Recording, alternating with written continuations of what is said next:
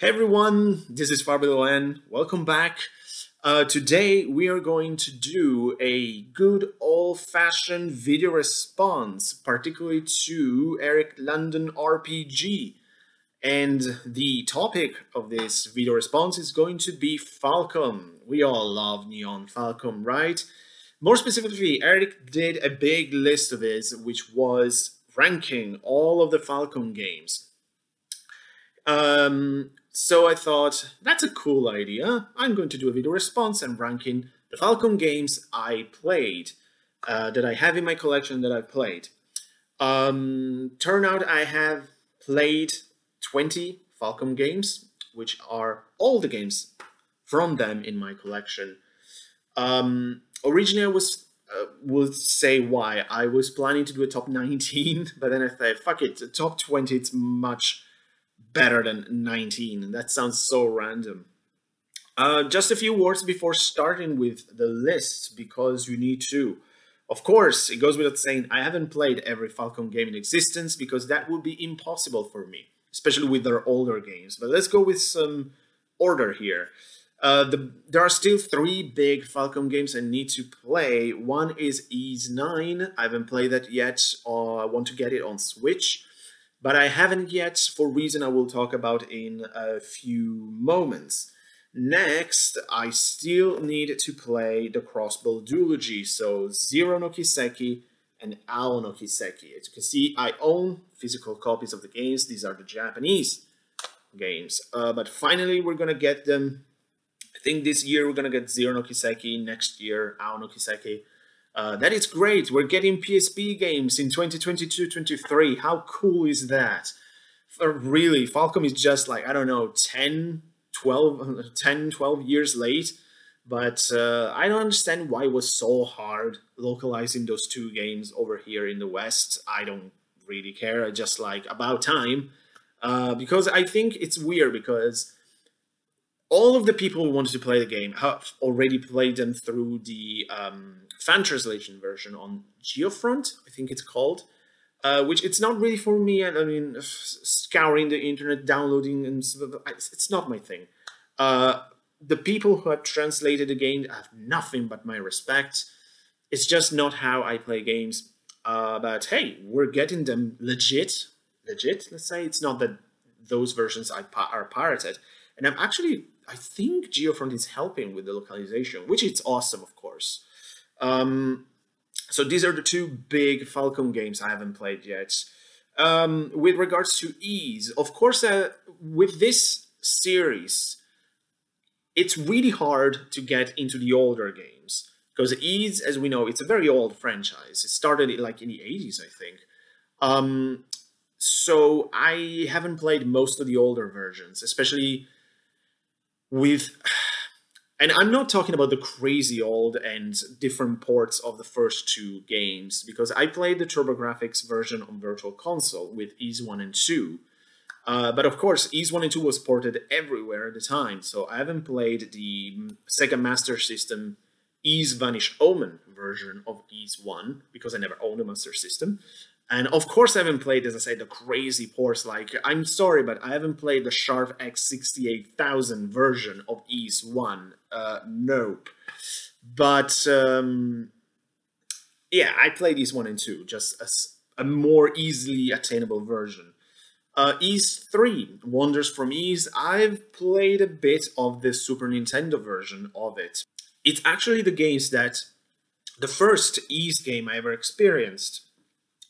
However, I didn't like it, because at the time on the Super Nintendo, I had no idea what Ys was. So I saw this North American game that I could rent, and I did, together with an adapter. So I brought it back home, I played for a couple of hours, died every 2 seconds basically, and then say, but fuck it, this is not fun. And I brought it back. So that's my experience with Ys 3. So it's not on the list. Because, yes, while I played it, I haven't played it enough to have a proper judgment on it. So, no Ys 3. With Ys 4, I've only played Celceta, which is now the canon version, but it's the most recent one. So I haven't played Mask of the Sun and Dawn of Ys. I would really like to play Dawn of Ys, but of course the only version available to the West is the TurboGrafx one, so that's a no-no. So, and the same with Ys 3. I've experienced the story through Ultim Falcom, of course, because now, like, I've played, I would say, most of the canon earlier Ys games, just not the older versions. And obviously, I haven't played Ys 5 because that game has never been released outside of Japan. I always thinking that eventually Falcom might remake that game. They should, actually. Because for what I heard, it has a cool story setting and everything. But just because Falcom didn't develop the game themselves, like they sourced it to another company, like the gameplay is not very good. Although, if I remember correctly, it's what started the beginning of the new gameplay mechanic that will be then improved by Arkham Piston. So that's Ys. Legend of Heroes, as I said, I haven't played the crossbow games. I haven't put, of course, Legend of Heroes 1 and 2, why would I, on this list, because, of course, those games are, I think, Japan only, maybe, but I'm pretty sure of it. I might be wrong, correct me if I'm wrong, but I haven't played them. I own them because I want to own every Legend of Heroes game. But they were part of the Dragon Slayer series. Dragon Slayer 6, I believe, was Legend of Heroes 1 and 2. And then it became its own separate series. And speaking of Dragon Slayer, of course, that's not on the list as well, because I haven't played any Dragon Slayer game. Why would I? I'm not interested in these super old retro JRPGs.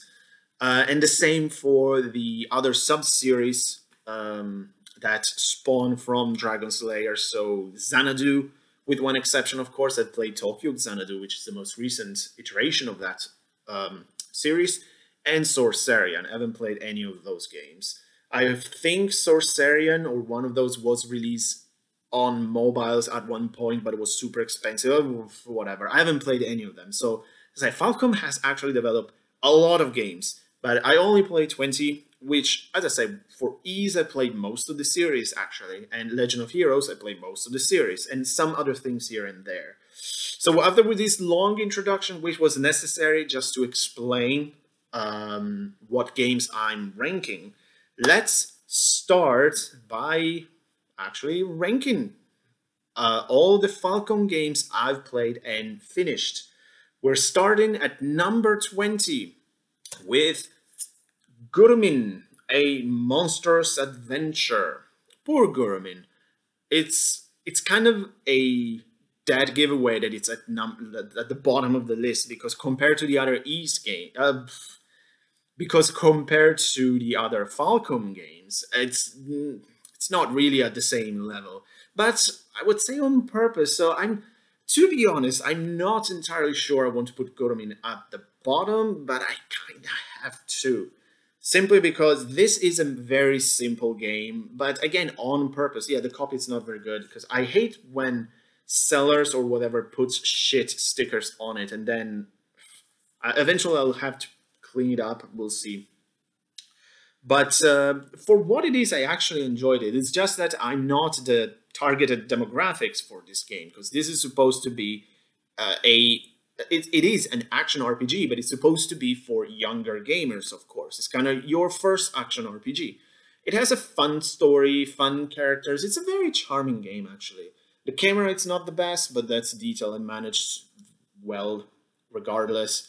As I say, it is a fun game for what it is. I enjoyed my time with Gurumin. I wouldn't mind a sequel, but I don't think Falcom will touch it again. But a lot of charm in this game. I actually enjoy Gurumin. Its position on the list simply doesn't reflect my opinion on it, but it's kind of like, it kind of has to be at the bottom. Maybe we'll see. I'm still conflicted about it, but at number 24 now, Gurumin on PSP. Number 19, we have Ys 8, Lacrimosa of Dana. Now, I thought of being a son of a bitch and put this at number 20 instead of Gurumin. But then I thought, well, come on, Ys 8 is a bit better than Gurumin as an overall product. It's a well-developed game and everything. It's just that I didn't like it very much. I'm a huge Ys fan. As I said, I played most of the series, and I was really hyped about Ys 8 in a way, but then as I played it, my hype just dropped considerably, just because there are plenty of issues I don't like about this game. And it's not that it all started here, as we'll see in a moment, but it took everything I wasn't okay with Ys at the moment and just put it on the forefront and say, this is why Ys is good. And I say, fuck, no, it's not. So what do I don't like about Ys 8? Well, I don't like the story, first and foremost. I think it's a mediocre one. I really don't like that it's super long. For an Ys game, you're asking me to spend 40 plus hours with an Ys game, which by now the series is just a generic hack and slash action RPG? No, thank you. And of those 40 hours, at least 20, if not more, I didn't give a crap about it because the story wasn't interesting. That's not good. Also, add the fact that the game is super easy, because now the main focus of this game is kind of speedrunning, replayability, so you have 7 difficulty modes. That's stupid, because I'm not going to replay the game. As I always do with all my games, I play on normal, and that's it, because as I say, I don't have the time to spend 200 hours on a mediocre game such as Ys 8. I mean, mediocre for me, of course. If you liked it, it's your favorite Falcom game, that's great. It's certainly not mine. So, again, very, very easy, because the previous day, basically, I played another Ys game we're going to talk about later. I played on normal, and the game kicked my ass, because remember, Ys used to be hard. Now, it got really easy. As I said, the crazy thing about it, I never died once playing Ys 8. I never seen the game over screen. That's ridiculous.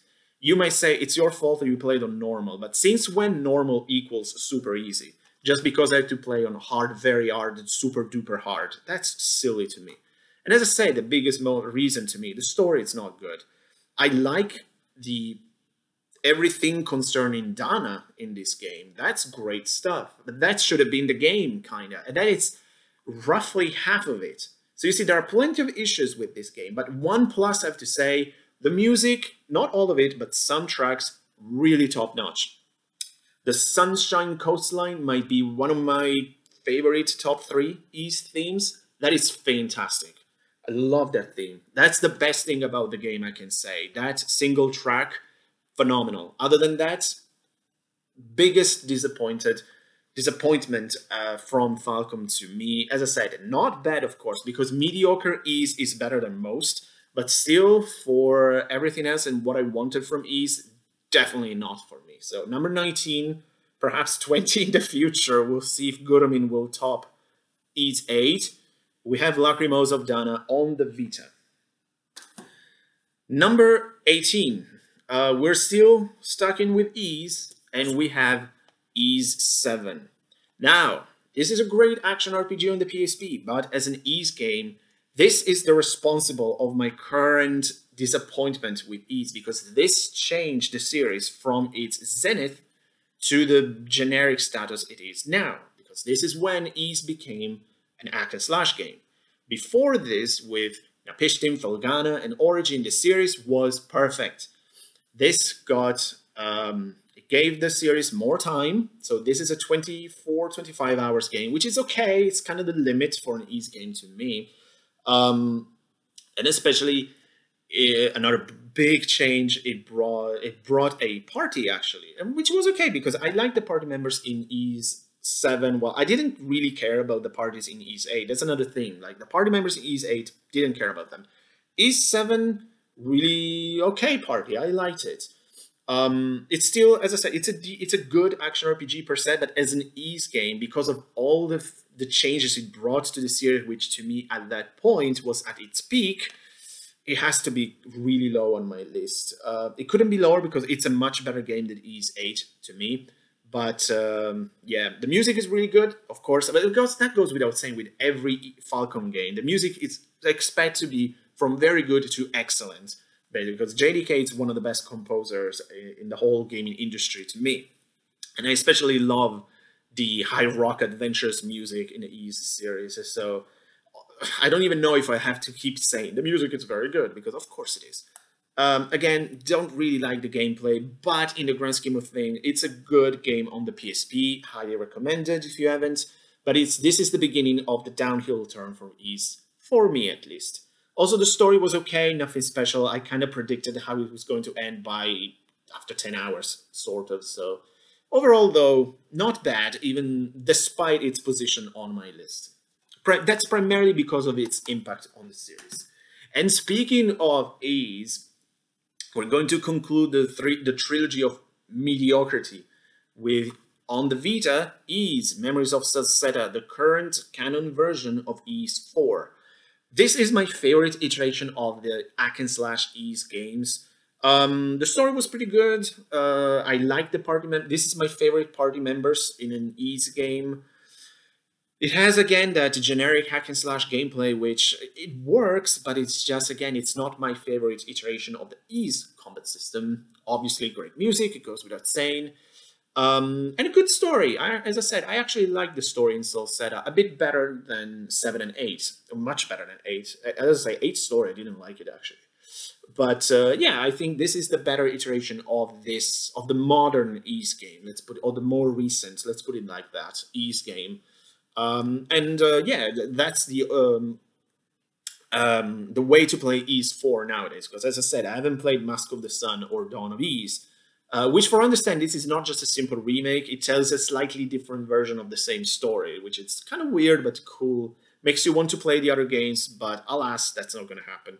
But at number 17, I think, is Memories of Salsetta. Let me just check I am following the correct order. Yes, so at number 16, we're still on the Vita, and we got Tokyo Xanadu.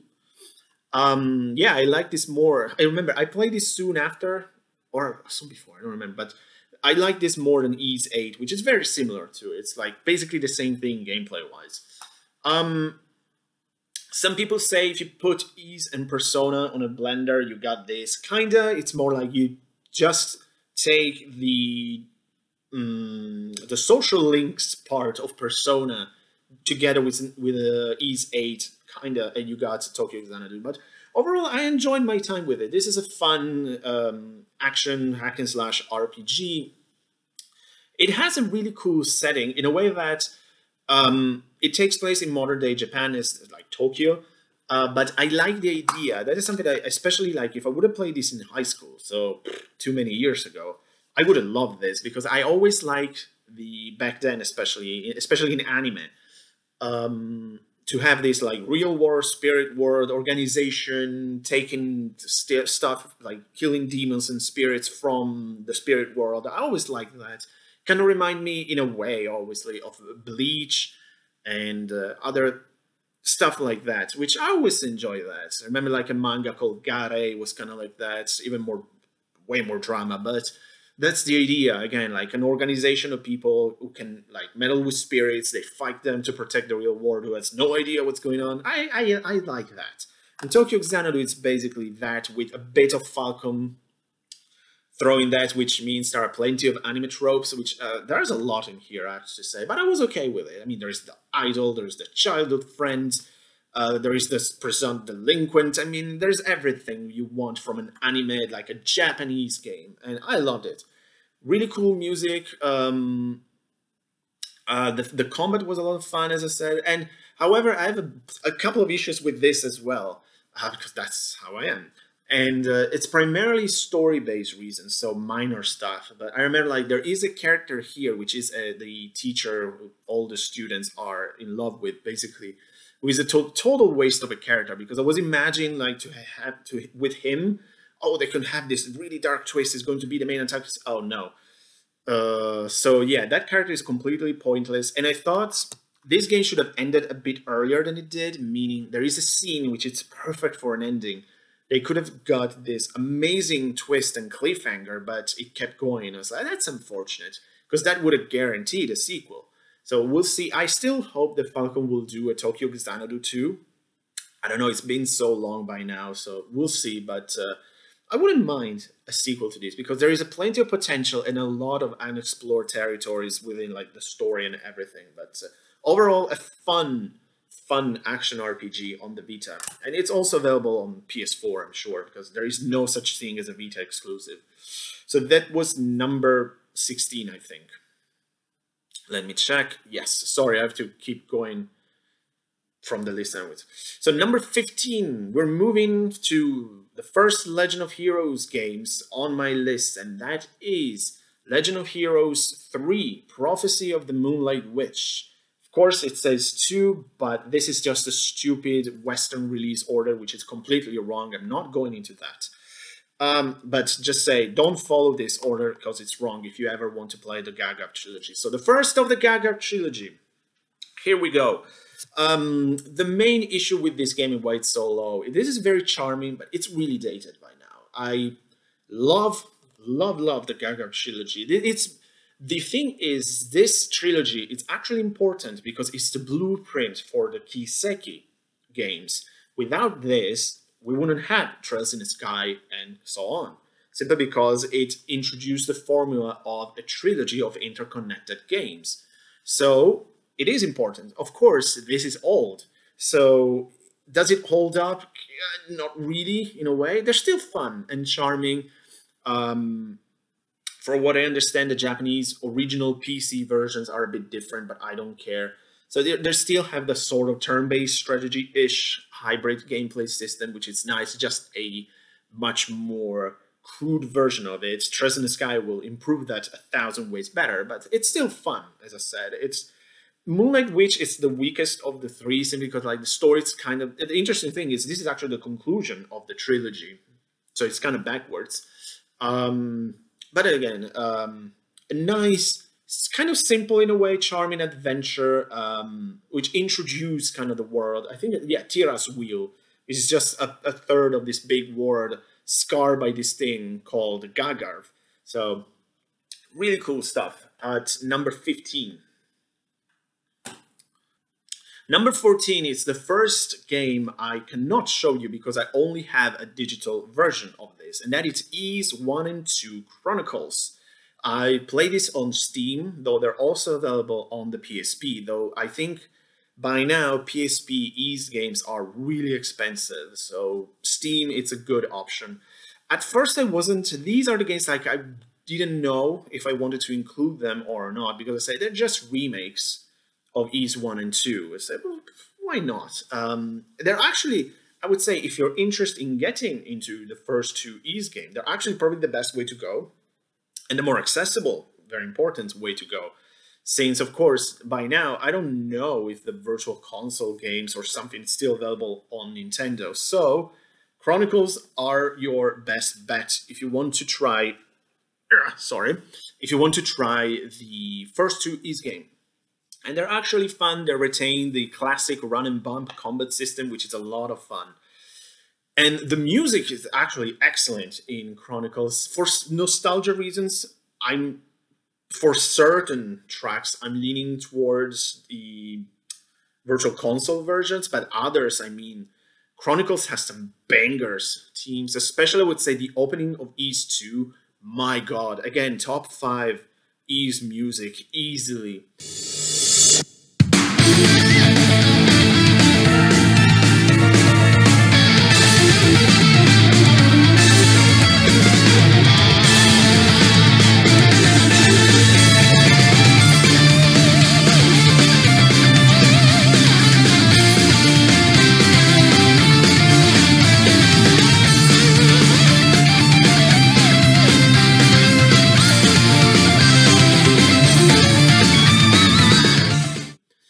So as I said, 1 and 2 Chronicles, great.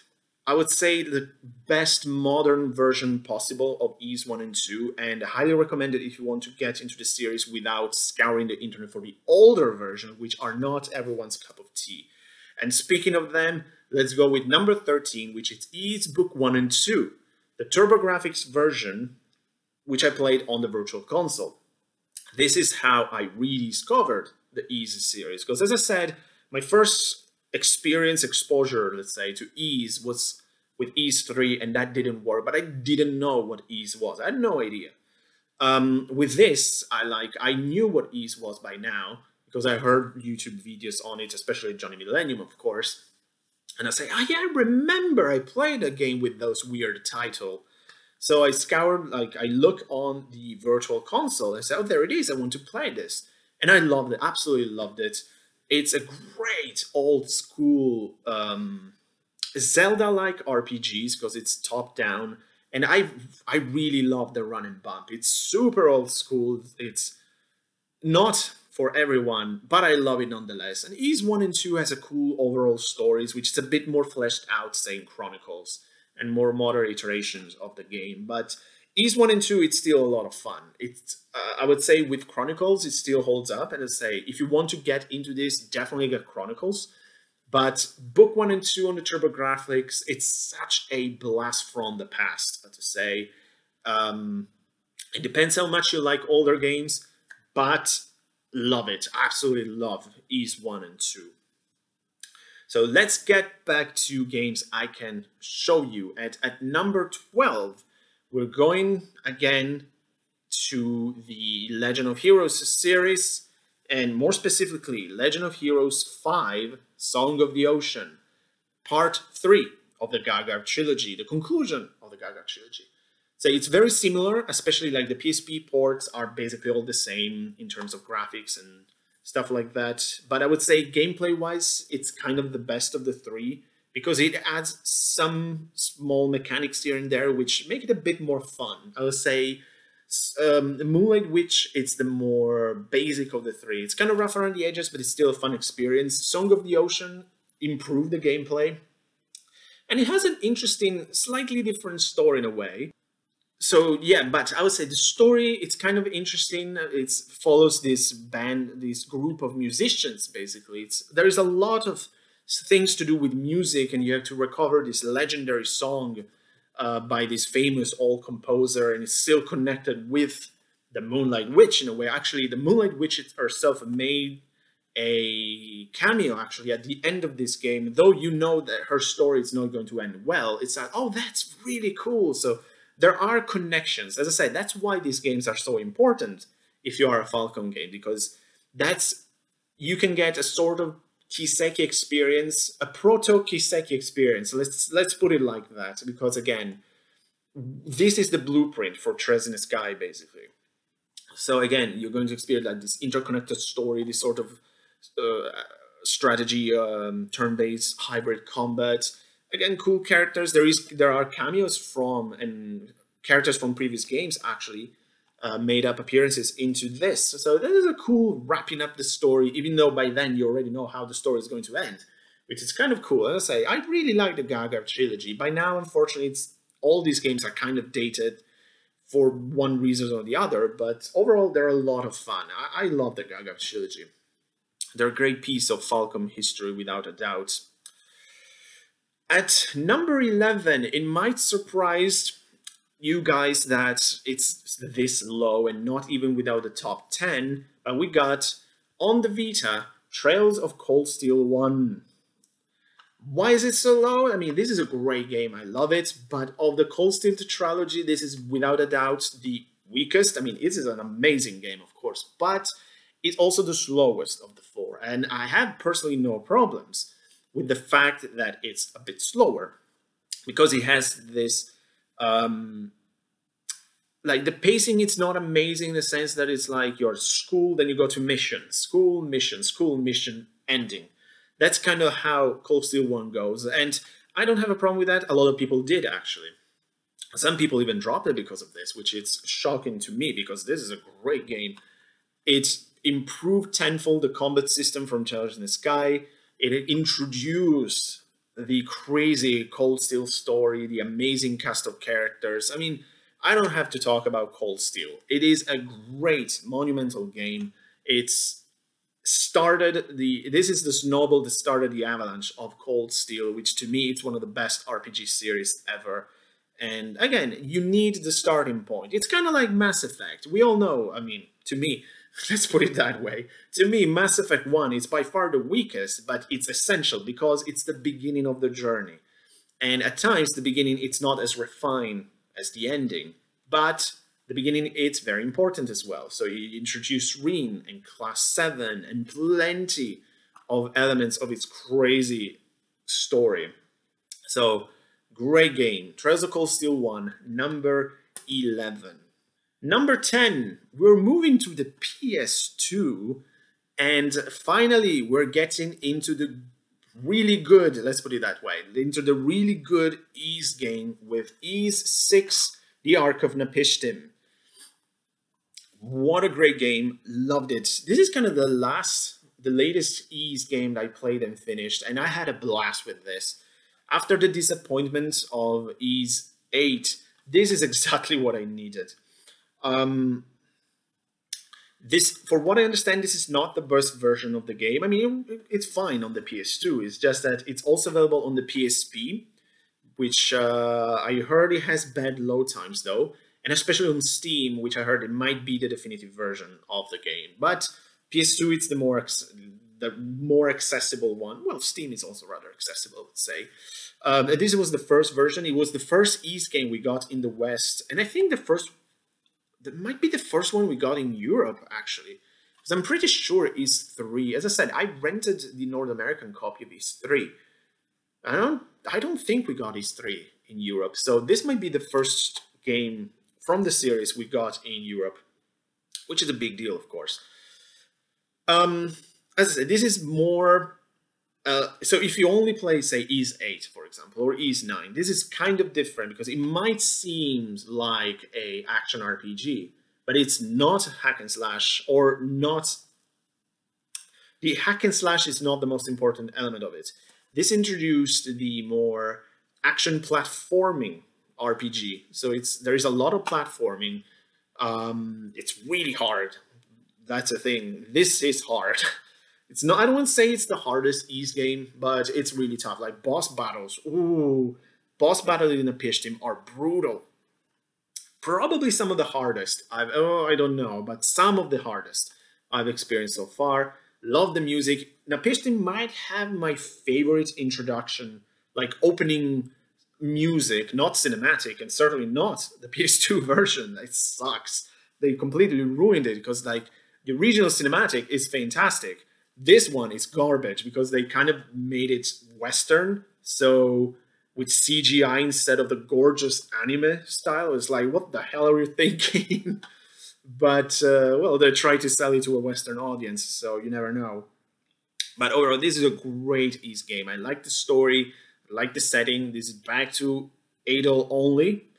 How it used to be. I'm okay with Ys having party members, but at least the party members have to be interesting, which Ys 8 didn't deliver.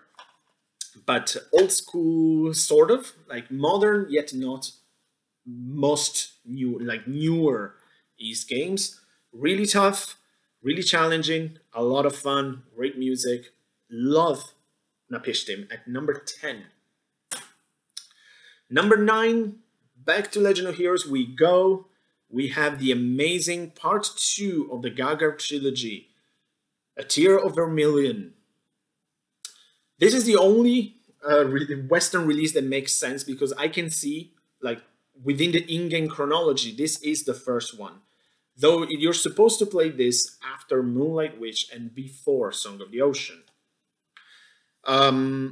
This is the best of the three because primarily has an amazing story, especially for the time. This is a really old game. Think it was what? Saturn, PS1, that PC, those generations. But on the PSP, which is the only version I have, it's available to me. I really enjoyed the story and the characters. Great character development in here, if you like that kind of stuff. The gameplay is kind of the same, though it's slightly better than Moonlight Witch, but not as good as Song of the Ocean, but very, very similar. But again, it's kind of basic, which is okay. As I say, these are dated, but I played this immediately after Trails in the Sky first chapter, because at the time, these were the only Legend of Heroes games available beside that one, since we didn't know the rest of the series was going to come to the West, remember. So, after first chapter, everyone said, well, the Gagar trios are not that good. this is, to me, is almost as good as a Kiseki game in terms of story, character development. The music is really good as well. I would say it's the best. Oh, Song of the Ocean is pretty good. So, great stuff. I would say easily the best of the Gaga trilogy at my number 9. Number 8, just me check if it's correct. Yes. Number 8, speaking of first chapter, here we go. Trails in the Sky. Oh my god, this game, it's so special. Even though it's not number 1, who cares? These games are all good. But this is how I got into Legend of Heroes. So this is super important. It had a huge impact on me. Very monumental game. And to me, this has the best ending cliffhanger of the entire series. Because a lot of people talks about Cold Steel 1 ending. Please. This is so much better. Simply because you have to remember, at the time we didn't know we're going to get any more Trails in the Sky game, or let's say Kiseki games. So considering, I'm not going to tell you because you have to play this game. Considering the way first chapter ends, which is a huge moment, and then it ends on that note, again, and then we didn't know, it's like, is second chapter going to come? We have no idea, and it took years to get that game. So it's excruciating. By now, I mean, we know we got 8 more games in the series. So, whatever. But it's still such a big ending. But beside the ending, because I just wanted to mention it because I love it. Everything about this is great. Great story, great characters, great combat, amazing soundtrack, obviously. But, again, such likable characters. Estelle and Joshua, I mean, no wonder they're still very relevant in the story up until Cold Steel 4. They're so likable and so important for all of this. But it's no wonder I say this is very special because it's how I got introduced to the Legend of Heroes series, which is now my current favorite JRPG series. So it's a very, very important game. Not the best in the series to me, very personal, but I love it nonetheless. Very, very cool game. In fact, just as a special treat for myself, on one year I bought the Evolution copy of the first chapter. And I tried for a moment basically just to see how it is, and it's so gorgeous. It's all voice acted. I mean, if only we could have got these games, but it wasn't guaranteed, absolutely not. But hey, I mean, we're getting the Evolution ports of Zero and Ao, I believe. I don't think we're gonna get the Trails in the Sky trilogy. I would be very surprised if Falcom re-released them on the Switch. I mean, it would be amazing, but just, as I say, a nice treat for myself since I love these games so much. Look at the gorgeous anime art. I love this stuff. There's nothing I can do. So, moving to number 7, we have on the Switch Trails of Cold Steel 3. Really great continuation of the Cold Steel saga. A sort of weird in-between from 1 and 2 and 4. 3, it's kind of a mixture between 1 and 2. To me, at least, because you have the kind of slow pace school mission mechanics because you're introduced to new class 7. But then by the final 2 chapters, I think, everything went insane. Plenty of big reveals, and as I said, it goes crazy. Amazing ending, again. Probably my favorite Cold Steel ending, which is so dark and depressing. Like what happened to a certain character, what happened to Reen, and the fantastic, like, Osborn being super evil, saying, let's put an end to this fairy tale with blood and tears and whatever. Great stuff. I love this. Cold Steel 3, I said, but it also might have one of the funniest chapters in the entire series when you, with Reen, Sarah, Angelica, and Claire, you're in this sort of gambling city, so there are plenty of humor on that. Like that guy's like, please step on me. All of that. Plenty of good fun. As I say, a great middle chapter of the Cold Steel series. As I say, primarily in order to introduce new Class 7 and really cool stuff. Number 6 is it's really tough to me not putting this in the top 5. I'm really conflicted. This is a game I don't have physically. I only own the Steam version of this, and that is Ys the Oath in Felghana. And my good God, this game is amazing. I would say it's number 1.5 Ys game to me. Oh, you might imagine what my number 1 is, but good golly, I love Oath in Felghana. Easily one of the best Ys game. Phenomenal combat system. It perfected what Ark of Napishtim did. So it's the perfect Ys, like the action platforming style with a great story, actually. Brutally difficult. Maybe the hardest Ys game I've experienced. I mean, it does, like, Ys 3 doesn't count. I haven't played it, but Napishtim was hard. Felghana was so difficult. I died so many times on those boss battles. But even you enter a new area, you die within 2 seconds because you're not careful. As I said, Ys used to be really hard. And the music. Felghana might have the best soundtrack of the entire series, which is a big statement. There's a reason why this game is so well beloved by the Ys fandom. It's just Ys perfection, basically. There's only one, for personal opinion, that it's better. But really, if you want to get into the series, I mean, you have to play this period, which is rather short, unfortunately, of Felghana, Origin, and the missing one, which, I mean, you know what I'm talking about. So at number 6, the Oath in Felghana, supreme Ys game. Top 5. This is serious stuff. I was very conflicted between Felghana and this game, and I decided to give it precedent because at the end of the day, I prefer Legend of Heroes over Ys. And at number 5, we have Trails in the Sky second chapter. The continuation, rather than the sequel, of the Trails in the Sky trilogy. It concludes the story started by the first game. So the journey of Estelle and Joshua hits a sort of like ending. It just has an epilogue later, but most of it's done here. Second chapter concludes that story. The saga of Liberal, for the most part, again, also with Liberal done. There's still the third, of course, but most of it's within these first 2 games. Second chapter, it's basically the same thing as the first game. It just adds some small addition to the combat.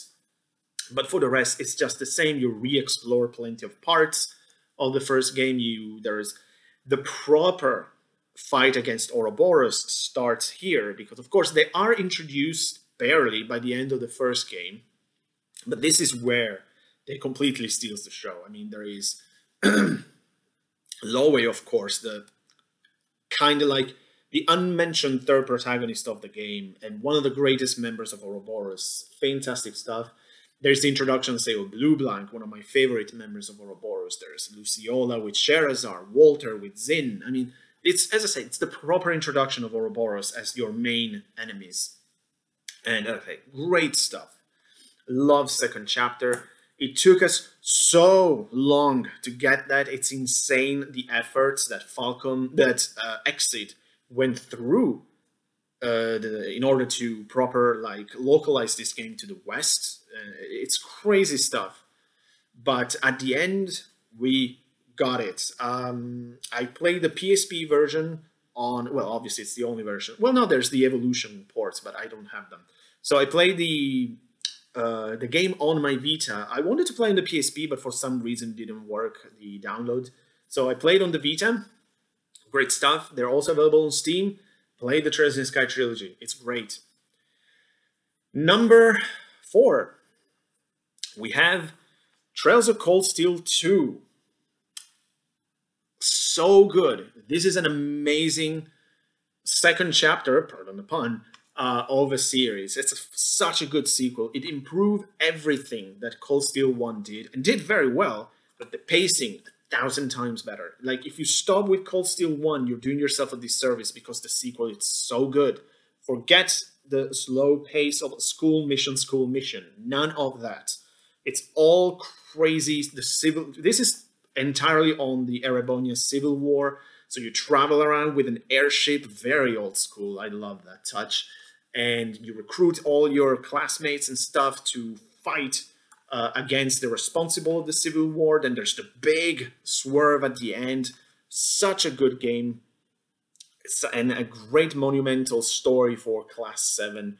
And there is the huge revelation with Reen at the end of this. This is such a good game. As I said, one of the best Cold Steel games, so one of the best Falcom and Legend of Heroes games. Absolutely love it. Just personal preference.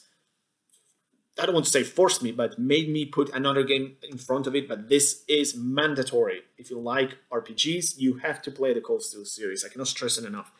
Yeah, sure, they're not for everything. They're amazing. Stop being idiots and play the Cold Steel games. Number 3, we're finally here. My favorite Ys game, and of course the only missing one. Ys Origin, of course, is the best Ys game. Simply because it's the perfect Ys game. It has the best story by far. And I'm not talking about Unica, because she's just a third of it. But her story is also the weakest of the 3. It's a nice story. It's a coming of age and all of that, which is nice. But then when you play as Hugo Fact and then as Toll Fact, my goodness, the game becomes amazing. Also, it's lovely and compact. 18 hours. So 6 hours per story, basically. The ending is amazing. The final battle between Toll and... I think it's Darm, actually, if I remember correctly. The music is excellent. A lot of people dismiss the music of this game. You're wrong, because the soundtrack of Origin is really good. Maybe it's not as good as Falgana. Well, excuse me, if it's the second best of the entire series. And some tracks are actually better than Falgana. I think Origin has the best boss battle music of the entire series. This game is really hard again. Maybe no... It challenges Falgana and Napishtim as the hardest Ys game I've experienced, because some of the boss battles, oh my goodness, that centipede. I think I died 50 times on that. On one boss, I didn't die a single time in Ys 8. At least 30 to 50 times on some bosses, because they're super hard. That centipede, my goodness, it still haunts my nightmares. Supremely good Ys game. I say, just personal preference, to me, this is better than Felghana, but those two are the crown jewel of the Ys series to me. But this is my personal favorite. It's really available, contrary to Felghana for some reasons. You can play this on Steam. There's the Vita version imported from PlayAsia. It's available on Switch and PS4, I guess. While Felghana, as I said, it's only on Steam and PSP. I would love a port of Felghana on Switch, but it seems Falcom doesn't want to re-release that game for whatever reason. Number two, we're almost there, guys. And number 2, we have Trails of Cold Steel 4. Obviously, it's one of the best. Phenomenal conclusion to this crazy story that started all the way back to Trails in the Sky first chapter. So we have 9 games to make up this huge epic story. It ends the story of Reen, Class 7. I mean, maybe not entirely, because there's still Hajimari no Kiseki. So, Trails of Revere, or whatever the name is. But, my goodness, this game is good. It's just epic. It feels epic. Because of all these characters coming together, all the story, the lore, everything coming to an end. It's a really special game. It's really over the top, of course, because I mean, there's like giant mecha fighting with huge swords and all of that. How can it not be one of the best RPGs of all time? I love Cold Steel 4. Mandatory game if you're into RPGs. As I like all the Cold Steel series, but to me this is the best primarily because it's the epic conclusion of the journey. Cold Steel 2, it's nearly there as my favorite, but just the fact because I think conclusions are so important. You need to get to nail your conclusion in a big series. And this, to me, did really well, and I love it for it. But also their entire rest. This is a 120 hours game, basically, at least to me. So, oof, such a good game, and one of the best Falcom games ever developed, but not the best, because at number one, there's only one game that's missing, and it might surprise a lot of people. But my favorite Falcom game, without a doubt, I didn't have a single doubt about it, Trails in the Sky the Third. A lot of people dismiss this game, and I'm thinking, did we play the same game? This is actually super important.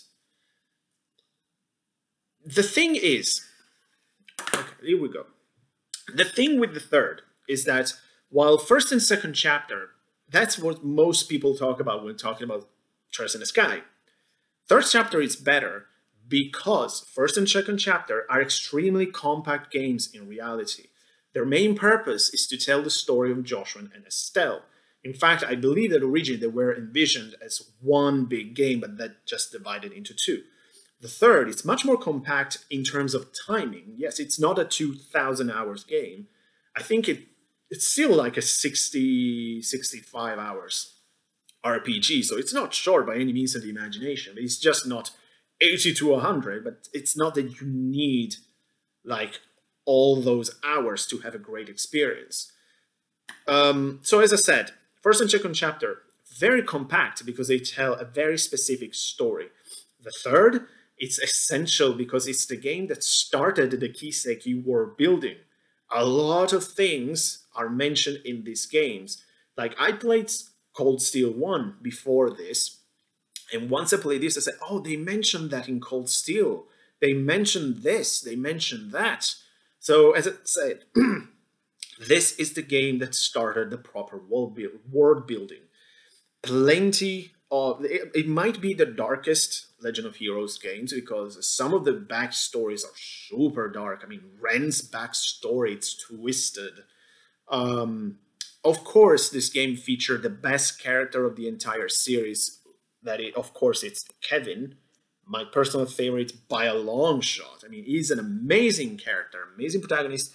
And this story, beside all the world building, at the end of the day, this is it's the end of Kevin's journey, because of course he was introduced in the previous two games.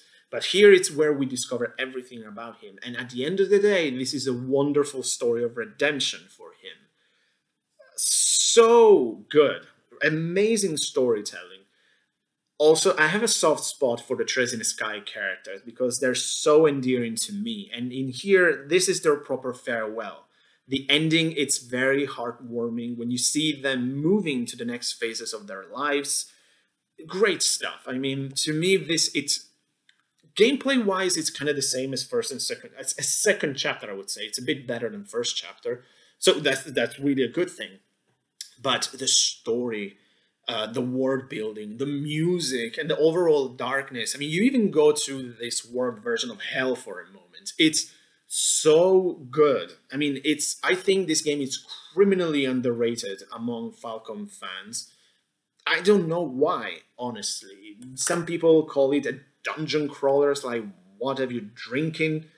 Because, yes, you revisit some areas of liberals. That's not a problem, because you revisit in a different way for different purposes. And in the meanwhile, you discover plenty of backstories and details. And again, world building stuff, which it's very important for the rest of the series. So I say, this is where like Kiseki properly started, and amazing stuff.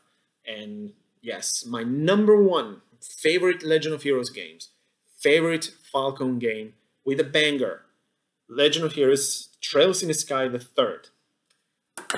There we go. We managed to do this behemoth of a video, just almost an hour. Look at that. If you're still there, guys, thank you so much for sticking with this. I know it's very long, but I love to talk about games when I'm doing lists and explaining the reasons why I rank games in these specific ways, as it should be. But thank you so much for watching. I really hope you enjoy this, and I'll see you next time. Take care.